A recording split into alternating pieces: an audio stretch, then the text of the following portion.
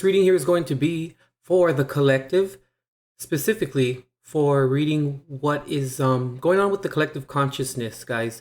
Also too, we can consider this a reading for the planetary logos. Basically, what this reading is going to, peer into is what are our belief systems as a planetary or humanitarian consensus, what is within the collective consciousness at this time, where and what have we released, where are we currently at, and what are we currently experiencing and going through and trying to purge, and just some advice as well. Our belief systems, have a lot to do with our behaviors, right? And as a collective, we are trying to decide or trying to understand what an argument is. Traditionally, we can kind of say that we've been, programmed to consider, let's say, an argument as being contention, when an argument has nothing to do with contention. An argument is just two opposing sides holding a point, which has nothing to do with contention. But since we've been programmed to look at arguments as a winner and a loser, and we are understanding that, do we feel and really believe that there must be a winner in a sense and a loser? Do we look at arguments as there has to be a winner and a loser? Are we looking at it in that dualistic and with that duality type of perception? Or do we look at arguments as opportunities to learn about the opposite or opposing side? Do we look at arguments as an opportunity for expansion and growth? And also too, do we look at arguments and debates as opportunity for building and cultivating compassion? Do we approach situations and arguments where we feel like we must do what we have to do in order to be the winner, in order to be the individual who walks away unscathed? Because if we walk into an argument and we walk into a debate with that type of perception of, I got to do what I got to do to win, or make sure that the other person or the opposing party understands where I'm coming from, if we have that type of energy, we then are expecting it to go a certain way. And before we even give ourselves a chance to even understand what can maybe happen and being open to receive, we then immediately close ourselves off to learning about the opposite or opposing force or opposing argument, from the other side.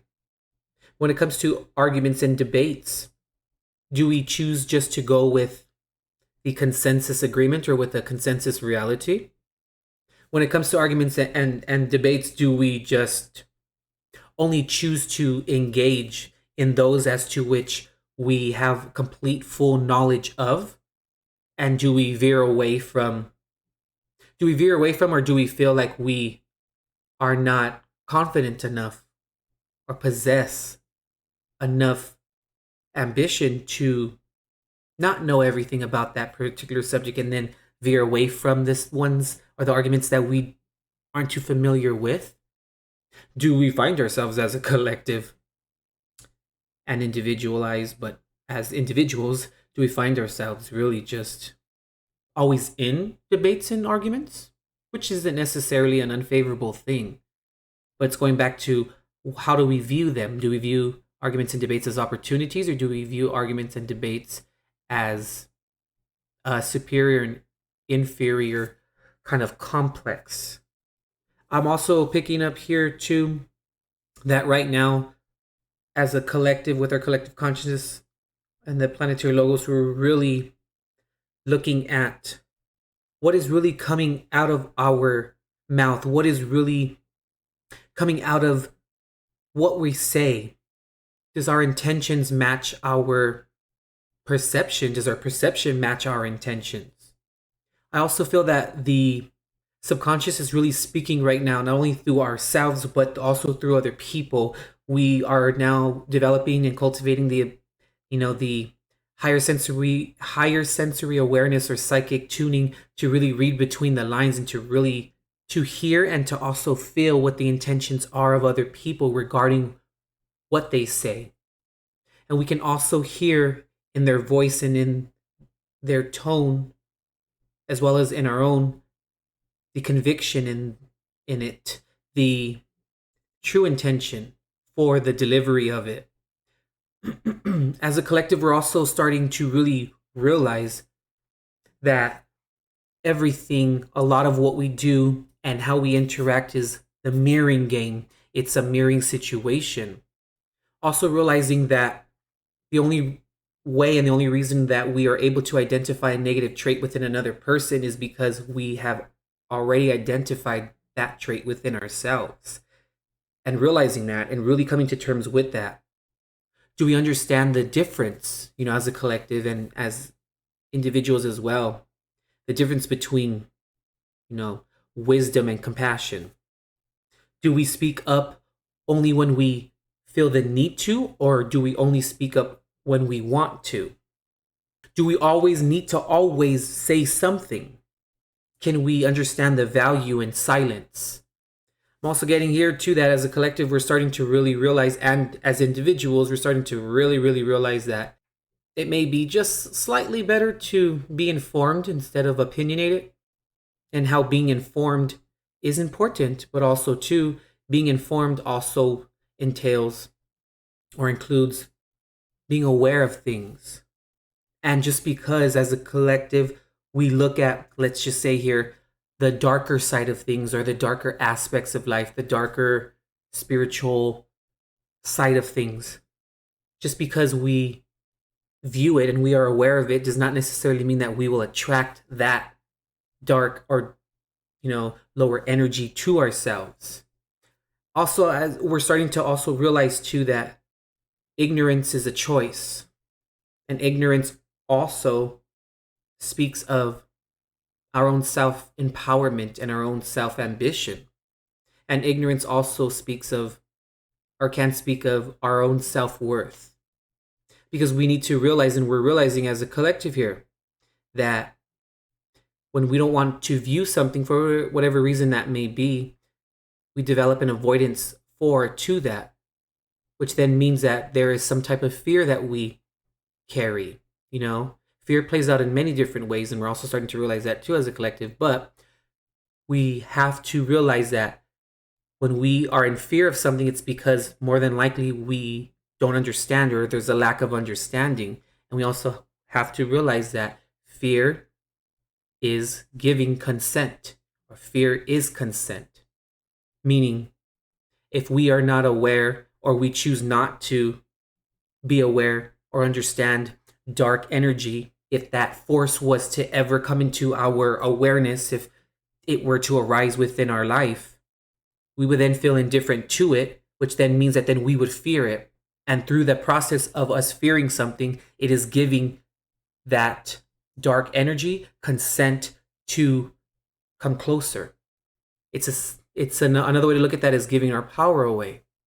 As a collective, we're really starting to see the value of making the unconscious conscious, and really looking at the subconscious and recognizing that when we want to react to something, if we give ourselves 2 seconds, we would then realize that through that interaction with another person, place, or thing, or the opposing side, that gives us the opportunity to see what we were about to do, which then means that we then become aware of an aspect that we need to work on within our own psyche and within our own consciousness. As a collective, we're also realizing here too the importance or the understanding, let's say, of acting and reacting, the difference between the two. And that when we find ourselves reacting, that can speak of a third dimensional construct. Not just that, but if we are always reacting, that means that we have, or we carry around, a great amount of deal of fear within us. Instead of reacting, let's act, especially upon divine impulse. As a collective, we're also realizing too that we need to be present. We need to be in the present moment. And just also recognizing and realizing too, that the past, the present, and the future all exists simultaneously. And in order for us to be spiritually guided, in order for us to obtain and to understand and get our intuitive messages and our, divinely guided source of information for ourselves, it can only be done through the present moment and by only being present within the moment. And just some general advice here from source or from God is just, who are those people or those outlets that we speak to and that then in turn give us advice? Do these people send you good energy? Are they giving you good energy? Do they have valuable and applicable advice? Does it contain and does it have spiritual integrity? When you're getting advice or you're speaking about, your concerns and your situations with these people, do they pump you up? Do you find yourself getting pumped up energetically? For example, guys, it's like this, are they going with what you're saying as a way of encouraging you to be self-destructive, encouraging you to not look at the higher spiritual perspective? Are they providing and giving you and pumping you with the false sense of vibrato? When you leave that advice session, when you leave, how do you feel? Do you feel enlightened? Do you feel reassured? Do you feel like you've learned something? Or do you feel worse than you did? What was the context of that advice and the sources that you get your advice from? What's its consciousness? Is there dualism? Is there a duality type of conception within their delivery, within their advice? Do they honor your perspective as well as theirs? What does that advice consist of? Are they concerned with, or is there a stress in providing fault-proof advice or fault-proof information? Is there a motive behind the advice? And the advice that they're giving you, is it coming from a place of wisdom that they have worked through and wisdom that they have gained? Or is it coming from a place of pain does it come from an unresolved, origin? Does it come from unresolved situations? But most importantly, how do you feel after leaving regarding the advice? Do you feel a sense of peace, or do you feel a sense of aversion? Do you feel empowered, or do you feel disempowered? These people are sources that you get advice from, or that you confide in. Are they more concerned with providing you with advice and guidance that entails what happened and just talking about what happened, or where things went wrong? Because those are two different approaches.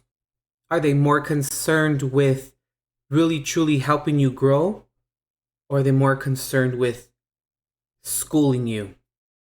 All right, guys, that's what I'm getting here for the collective consciousness or the planetary logos. Hope this reading was helpful in any way possible. Here, let me know by smashing that like button, and also too, if you'd like to book a personal reading for yourself for what you're currently going through, currently experiencing. All that information can be found in the description box below, or by visiting intuitiveperceptions.com. Until next time here, as always, God bless and love and light.